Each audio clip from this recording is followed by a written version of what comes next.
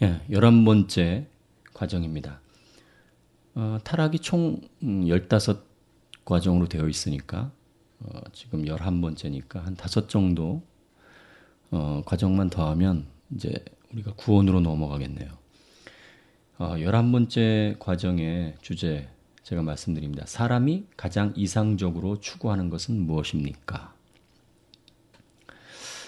자, 오늘 제가 먼저 성경을 읽어드리겠습니다. 로마서 1장 24절에서 25절.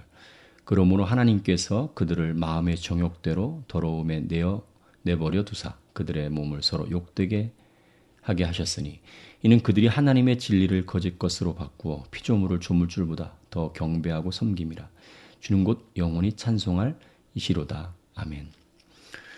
여러분이 그 출애굽 사건, 특히 이제 모세가 하나님을 만나러 시내산에 올라갔을 때 이스라엘 백성들이 그 기간에 참지 못하고 하나님께 범죄를 저지른 일을 기억하실 겁니다. 그들은 그 송아지, 금송아지를 만들어서 그 금송아지를 하나님으로 이제 섬기기 시작했습니다. 하나님은 그것을 굉장히 노하셨습니다. 그래서 여러분과 제가 그 성경을 좀 읽어보면서 참 어리석다, 답답하다. 어떻게 그럴 수가 있을까? 그 하나님의 그 엄청난 능력으로 그 애굽의 그 정말 강대한 그 강대국 애굽의 그 속박에서 벗어나서 이제 자유의 몸이 된 그들이 어떻게 하나님을 그 금송아지를 만들어서 하나님이라고 섬길 수가 있을까? 참 답답하다, 어리석다라고 얘기할 수 있지만 참 그것이 그때만 그렇지 않다는 얘기입니다. 오늘 주제를 제가 말씀드렸잖아요. 사람이 가장 이상적으로 추구하는 것은 무엇입니까? 제가 로마서 8장에서도 말씀드렸지만 육신을 쫓는 자는 육신의 일을, 영을 쫓는 자는 영의 일을 생각하나니 그렇게 말씀드렸어요. 이 인간은 본성적으로 이 죄로 물들었잖아요. 그죠? 우리가 구원을 받았을지라도 죄로 물들어 있습니다. 그래서 자칫하면 영의 생각보다는 육신의 생각을 할 때가 더 많이 있다는 것을 우리는 잘 알고 있습니다. 그런데 하나님을 알지 못하면 어떻게 되겠습니까? 더 심각하죠. 육체 안에서 그 육체의 생각의 지배를 받고 그 생각대로 살아갈 수밖에 없는 것입니다. 그게 가장 큰 특징이 뭐냐? 오늘 이 본문 말씀이 다름없는데 로마서 1장 24에서 25절 말씀 보면 그러므로 하나님께서 그들을 마음의 정욕대로 더러움에 내버려 두사 그들의 몸을 서로 욕되게 하게 하셨으니 이렇게 말씀하셨어요. 그러면서 이는 그들이 하나님의 진리를 거짓 것으로 바꾸어 피조물을 조물주보다 더 경배하고 섬김이라. 피조물을 조물주보다 더 경배하고 섬김이라. 이것이 그들이 몸을 서로 욕되게 하게 하는 거다. 이런 말씀이나 마찬가지입니다. 이 말씀을 좀 제가 쉽게 풀어드리면 여러분 어떤 하나님이 창조한 세계의 질서가 있는데요. 그 질서를 벗어나는 거죠. 그 위치를 벗어날 때 그것이 어떠면 그 피조물에 있어서는 굉장히 욕되게 되는 거나 마찬가지입니다. 이건 우리 본성에도 남아 있어요. 예를 들어서 아무리 위대한 왕이고 아무리 위대한 영웅이라 할지라도 그를 하나님처럼 신의 자리로 올리는 것은 우리 잠재적인 본성에도 맞지 않아요. 영화를 볼 때도 여러분 그런 거 느끼지 않습니까? 우리가 지금 북한을 보더라도 그건 금방 느끼잖아요. 한 사람을 신적인 존재로 올리고 있어요. 어느 종교 집단에서도 마찬가지입니다. 한 사람을 그 종교의 교주를 신의 위치로 올릴 때 우리는 거스리는 거예요.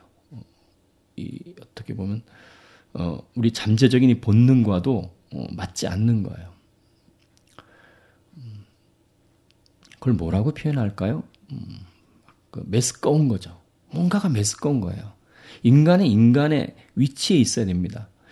아무리 존경을 받고 아무리 멋지다 할지라도 그 위치에 있을 때 아름다운 것인데 그 위치보다 더 벗어나서 신의 영역으로 올려놓는 거예요. 그러면 우리 본성에도 본능적으로 메스꺼움을 느끼게 되는 거예요. 이건 뭔가 욕된 것을 느끼게 되는 거예요. 오히려 그 사람이 그 자리에 올라감으로 욕되게 되는 거예요.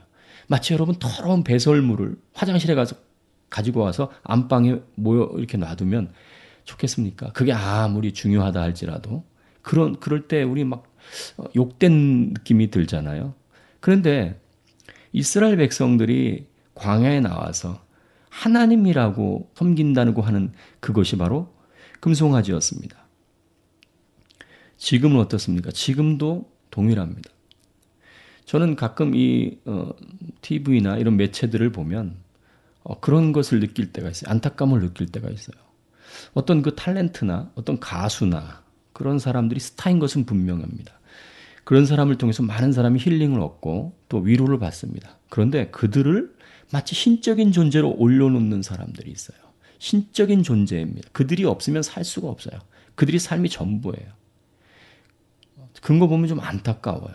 그들의 음악을 즐기고 그들이 만들어 놓은 또 그들의 어떤 그런 삶의 모습을 보면서 도전을 받고 도움이 되기는커녕 그들을 신적인 존재로 올려놓으므로 그들 없이는 아무것도 할 수 없는 그런 존재로 전락해가는 것을 볼 때 너무나 많이 안타깝습니다. 젊은 사람일수록 그럴 가능성이 굉장히 많이 있습니다. 정치, 경제, 사회, 문화 전반적으로 그렇습니다.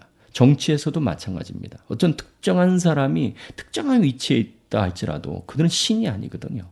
대통령에 있을지라도 신이 아닙니다.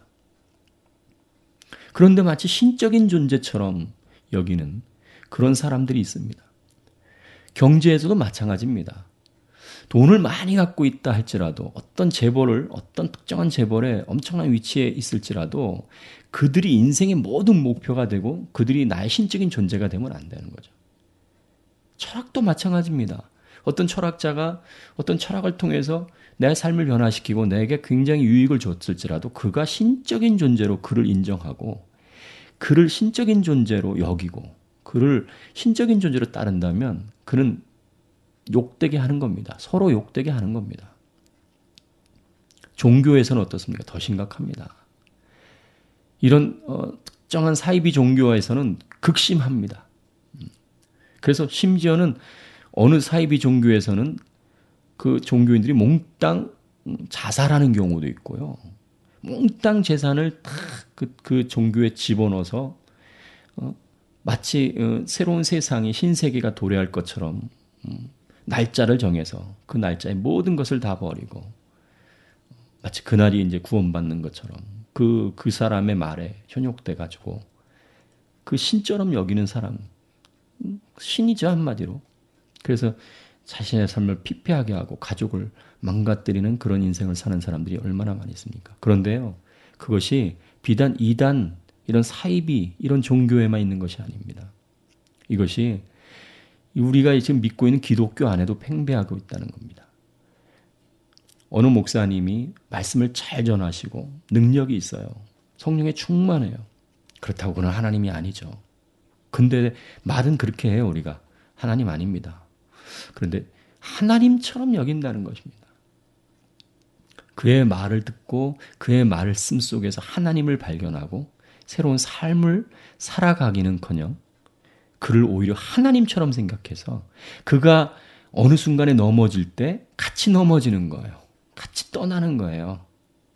우리는 항상 그러잖아요. 사람을 믿지 말고 목사님을 믿지 말고 어떤 지도자를 믿지 말고 하나님만 믿어라. 이렇게 항상 얘기를 하고 듣지만 실제 삶 속에서는 그렇지 않습니다. 그래서 존경하던 어떤 사람들이 넘어지고 쓰러지고 무너질 때 보면 같이 무너지는 겁니다.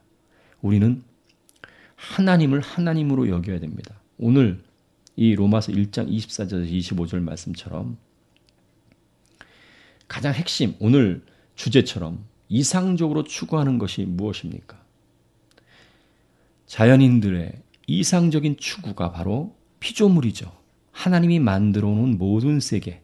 어떤 사람은요, 그게 애완동물일 수도 있어요. 어떤 사람은 애완식물일 수도 있어요. 거기에 목숨을 거는 겁니다. 참으로 이것이 하나님을 떠난 이 죄인의 상태인 거죠. 기독교 안에도 하나님을 믿는다면서도 이런 상태에 빠진다면 얼마나 안타깝습니까? 우리는 가장 이상적으로 추구하는 것이 피조물이 되면 안 됩니다. 오직 예수 그리스도, 하나님만이 우리는 가장 이상적으로 추구해야 될 뿐이고 그분만이 우리의 전부인 것을 고백하고 그분의 뜻대로만 그분을 바라면서 살아가는 존재가 되어야 합니다. 오늘 이 말씀을 꼭 기억해 주시기를 간절히 바랍니다.